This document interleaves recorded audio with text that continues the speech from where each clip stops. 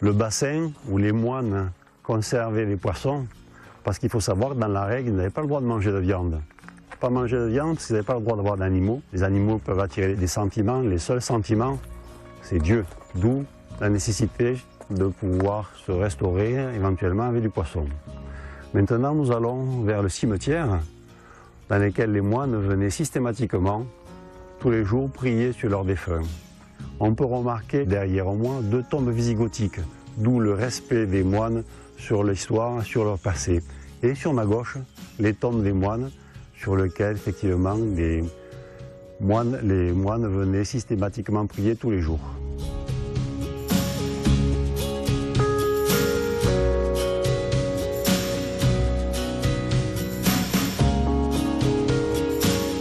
Le circuit ne s'achève pas ici. Par-delà l'enceinte du prieuré, un autre monde s'ouvre aux promeneurs, rempli de témoignages historiques et de croyances ancestrales.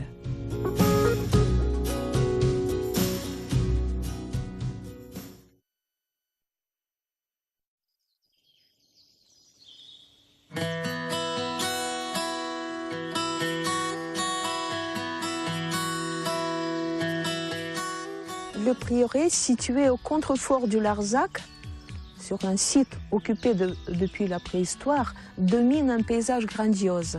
On peut imaginer les contreforts du Larzac, cette masse puissante d'Écosse du Larzac, après le plateau même de Gramont, à 430 mètres d'altitude, qui s'ouvre sur la plaine. Et on voit un très beau panorama devant nous depuis ce site. On voit le rocher des Vierges, qui nous sépare de Saint-Guilhem-le-Désert, la plaine de l'Hérault, qui s'ouvre sur la plaine montpelliéraine, la mer, juste en face le mont Saint-Clair, à 7, un peu plus loin, le mont Saint-Loup, au Cap d'Agde, le dernier volcan du Massif central. On peut imaginer cette chaîne volcanique qui descend du Puy de Dôme, du Massif central. Elle traverse la région et plonge dans la mer au Cap d'Agde.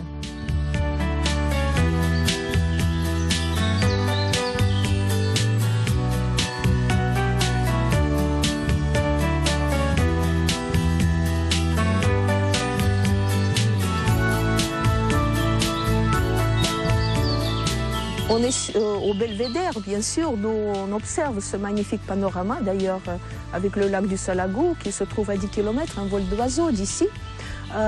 Sinon, on voit quelque chose de très curieux sur le site même, ce qu'on appelle le site rituel du néolithique. Il faut relativiser un peu, mais quand même, on voit les pierres très particulières. Déjà devant nous, on peut dire un sanctuaire, par sa position même, qui est orienté sur le mont Saint-Clair. C'est pas le hasard, peut-être. Le mont Saint-Clair, c'est la montagne, le symbole de l'élévation que l'on recherchait toujours, fasciné par l'espace, n'est-ce pas? Et donc, souvent, les sites rituels de cette époque-là sont orientés sur les montagnes qui dominent le paysage. Le bon sens nous dit que peut-être les moines aussi utilisaient cette pierre à l'époque plus tardive pour tremper les plantes médicinales puisqu'ils soignaient les malades. Donc voilà, on retrouve quelque chose, un pressoir peut-être aussi, de l'époque plus proche de nous.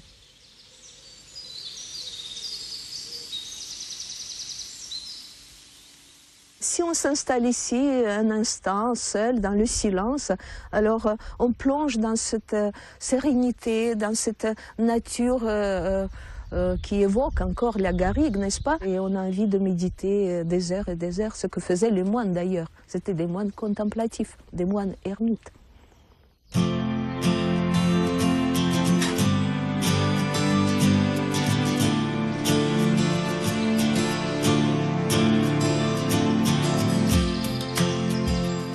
Devant une pierre, ou plutôt plusieurs pierres, groupées d'une manière assez particulière, toutes les pierres ont des vasques, cupules comme on dit, c'est-à-dire c'est le résultat de l'érosion, mais apparemment l'homme a su utiliser la pierre qui l'entourait, n'est-ce pas? Donc par exemple ici, on voit une ouverture très particulière, une cuvette où on peut collecter l'eau de la pluie. Devant, il y a un petit siège. Peut-être, il faisait des ablutions rituelles, curatives, ici à tous les temps. Un peu plus loin, d'autres pierres à cupules. Donc voilà, le bon sens nous dit aussi que peut-être l'homme n'ignoraient pas ces pierres, ni les moines, ni l'homme de la préhistoire, en utilisant ces pierres comme des pierres rituelles.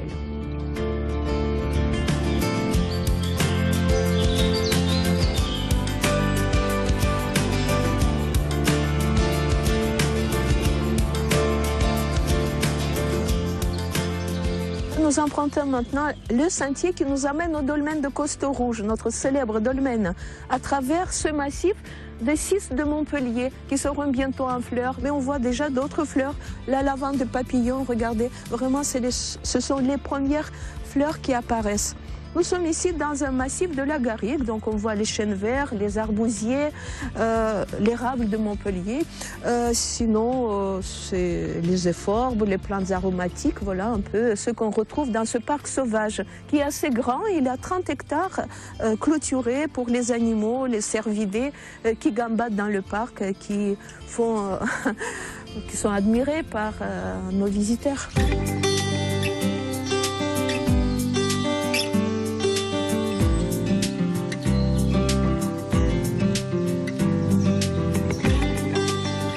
On arrive dans quelques instants au dolmen.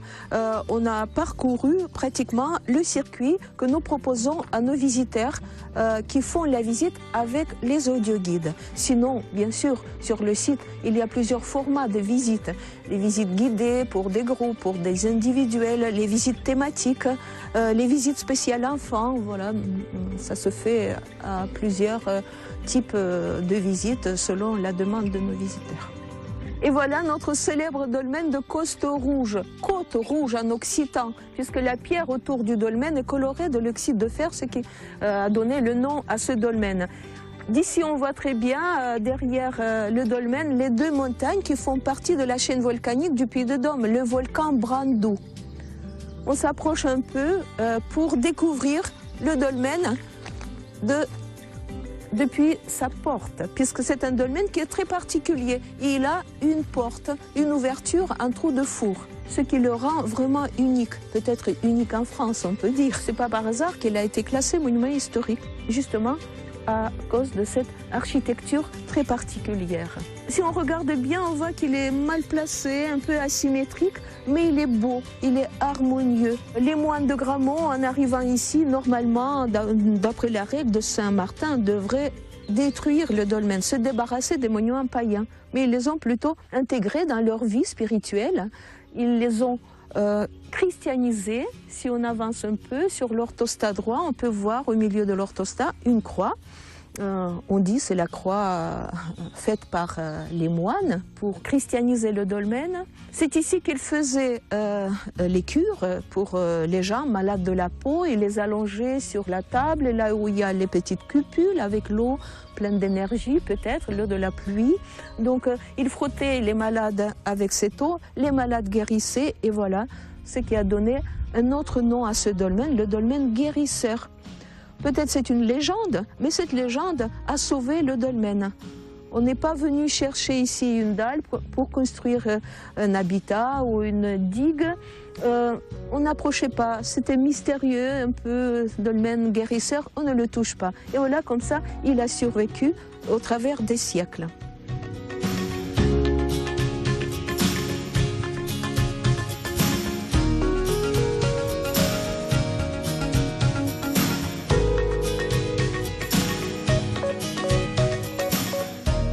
Depuis le départ en 1773 des 2 derniers moines et la nomination du domaine en propriété privée dès 1791, le prieuré de Saint-Michel de Gramont s'est forgé la réputation d'un véritable havre de sérénité, d'un refuge loin du bruyant trafic sonore des villes, et nous rappelle à quoi ressemble le silence. Ici, les tourments de l'âme battent en retraite pour laisser place à la méditation.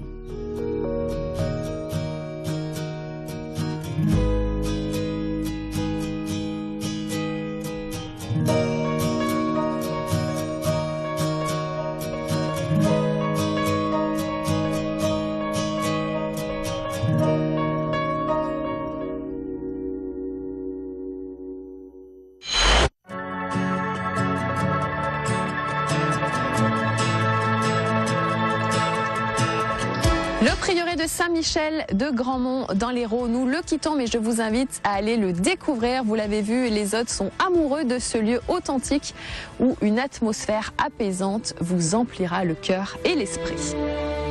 Nous allons maintenant déguster un dessert dans notre rubrique recette du jour. C'est en compagnie de Virginie, la chef de la brasserie M à Montaran, un financier aux cerises. Et oui, messieurs, dames, il est temps de déguster les cerises. Nous sommes en pleine saison de ce magnifique fruit juteux et sucré. Et c'est Virginie, la chef des lieux, qui vous propose de découvrir ce financier aux cerises.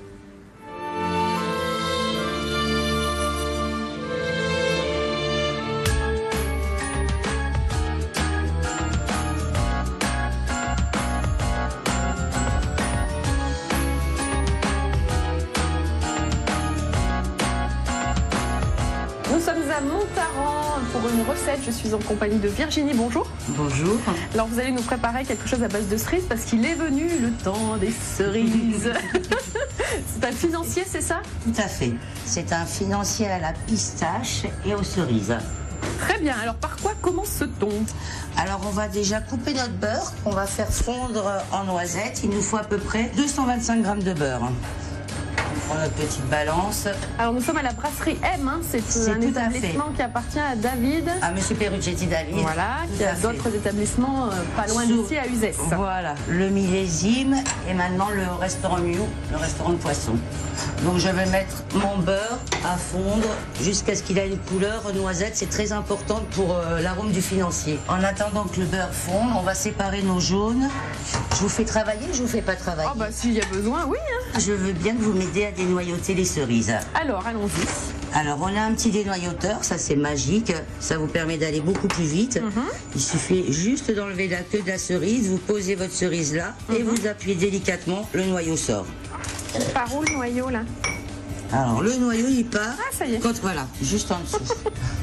La petite cerise au milieu, ça marche pas du premier coup tout le temps, hein, visiblement. Ça marche pas? Alors ça dépend les cerises. Ouais, si elles sont plus ou moins dessus. fermes, on va compter 4 cerises à peu près pour une douzaine de financiers. On va les couper en deux de toute façon pour les mettre après dans le financier. Si on en met que 2 ou 3, c'est bien aussi, mais c'est vrai que plus on en met forcément, meilleur c'est. meilleur c'est. On n'a pas besoin des jaunes d'œufs, donc on les met de côté. On a juste besoin des blancs. Je vais peser donc ma farine. Il nous faut à peu près 75 g de farine. 8 blancs d'œufs, 30 g d'amandes et 90 g de poudre de pistache. Et on a dit que c'était pour 12, hein? À peu près 12 financiers. Oh, le beurre crépite. Oui, c'est bien parti. Faut pas le faire trop vite, sinon très vite il peut brûler. Vraiment à une petite température qui colore bien. On m'a dit que vous étiez passionné de cuisine. C'est vrai, c'est pas un mensonge. Donc là, on va mélanger nos blancs avec notre sucre de canne, notre sucre glace, pardon, excusez-moi, et notre farine. C'est parce que c'est Cannes en ce moment, c'est ça? C'est le festival de Cannes. C'est Cannes tous les jours pour nous. Et les cerises, elles viennent de Remoulins alors? Oui, c'est de la Burla. Tout droit du C'est Gard. du pays, exactement. On essaie de travailler avec des produits du terroir. On remue bien. On prend une spatule. C'est mieux que le fouet pour Ah oui, la pourquoi? pâte. Ça casse moins. Ça reste plus homogène. Normalement, les grumeaux, il ne doit pas y en avoir. Il faut pas tracer énergiquement. Là, on arrive à un résultat intéressant. Je compte mes vérifie cerises. mon beurre. 30, j'en suis pas loin. Ça se passe bien avec les cerises? Il doit en rester une dizaine à faire. Avant, on n'avait pas de dénoyauteur. Alors là, Du c'était coup, ouais, très c'est lent. compliqué. En plus, ça abîme plus les cerises, non, sans dénoyauteur. Une fois qu'on a bien mélangé, on va rajouter donc la poudre d'amande. Combien il y en a de poudre d'amande? Alors la poudre d'amande, 30 grammes. Et de la poudre de pistache, 90 grammes. Si vous n'avez pas de la poudre, vous pouvez les acheter, les concasser vous-même ou les mixer dans un robot. Ça vous donnerait exactement le même aspect.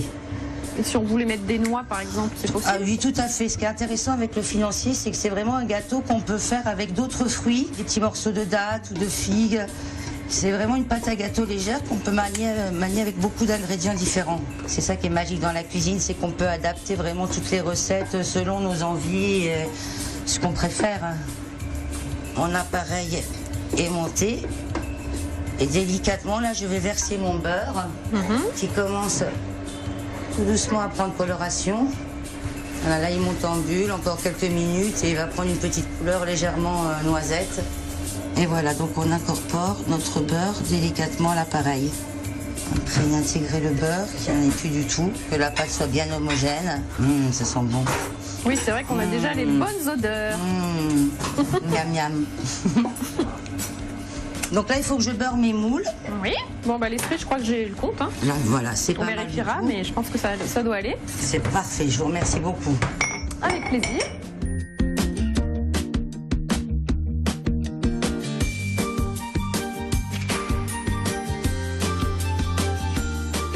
Marlène nous a donc dénoyauté les cerises. On va les couper en deux.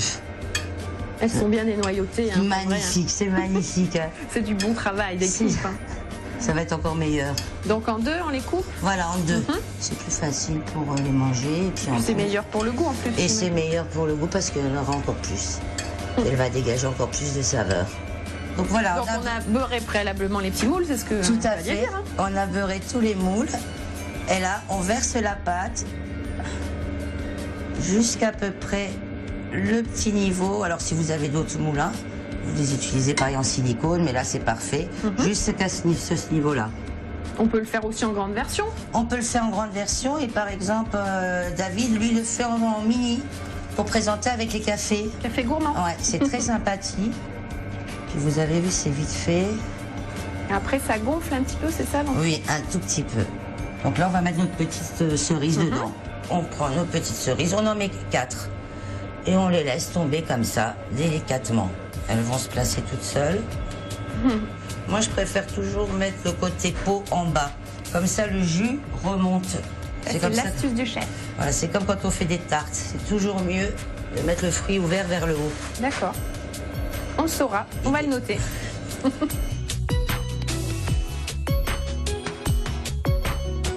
Il ne reste plus qu'à les enfourner, Virginie. Tout à fait, Marlène. Donc 20 minutes à température 180 degrés, on a dit. Donc, on les pose. Et voilà nos petits financiers. On va les laisser combien de temps? C'est parti pour 20 minutes. Allez. Et voilà. C'est parti. C'est parti. Ça part tout seul, c'est automatique.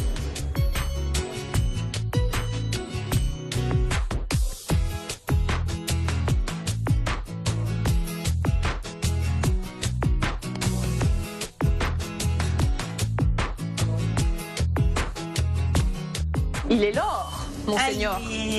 Ah, super. Oh, qui sont beaux. Ah, super. Alors là, faut pas se brûler, attention. Hein. Ouh là là là là. Magnifique. Ah, ils sont super. Donc, on les prend avec une petite pince. Nickel. Et le dernier. Et voilà nos petits financiers. Alors là, je vais démouler. Comme on a bien beurré notre moule, normalement, il ne devrait pas y avoir de problème pour le démouler. À chaud directement, comme ça, on attend pas que ça refroidisse. À chaud. Alors, délicatement, hop. Et après, on le remet dans le bon sens. Et voilà. C'est pas beau, ça? Quel talent. Et voilà. Bravo, Virginie. En plus, c'était votre anniversaire aujourd'hui. Ah oui. Bon anniversaire. Merci beaucoup. Vous allez mettre des petites bougies? Ah oui. Alors après, on peut le présenter sur une petite assiette, un peu de sucre glace. Si vous avez des cerises amaretto, c'est encore mieux. Voilà, quelques petites cerises. Et le tour est joué pour une bonne dégustation. Et si vous voulez que je vous montre l'intérieur, on va couper délicatement. Comme ça, vous verrez comment le rendu du gâteau. C'est aussi bien. Et voilà. Donc on a une pâte qui est très moelleuse. Et voilà. Très homogène.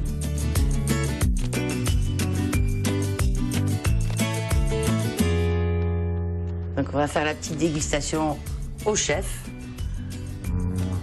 Voilà, chef. On va voir si tu reviens la semaine prochaine, Virginie. Oui, en deuxième semaine, attention. Le financier aux cerises. Ta-ta-ta-ta. Sera-t-il accepté par le chef? Oui. La cuisson, le goût, tout est parfait? Virginie, on vous garde. Merci, patron. Voilà.